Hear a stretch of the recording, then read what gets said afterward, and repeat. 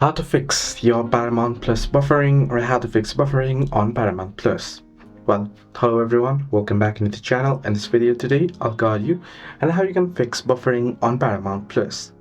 Where, first things first, make sure to check your internet connection speed, ensuring it is fast enough to stream HD content. Now you can also try restarting your device and router, closing other applications using bandwidth, adjusting video quality settings with Paramount Plus.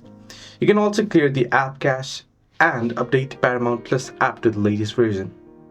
Now, if you have tried all these basic fixes and if the issue still persists, you can contact Paramount Plus customer support.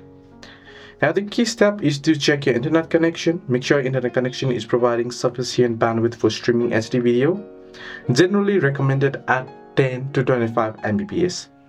You can also restart your device and router. Sometimes a simple restart can fix the issue.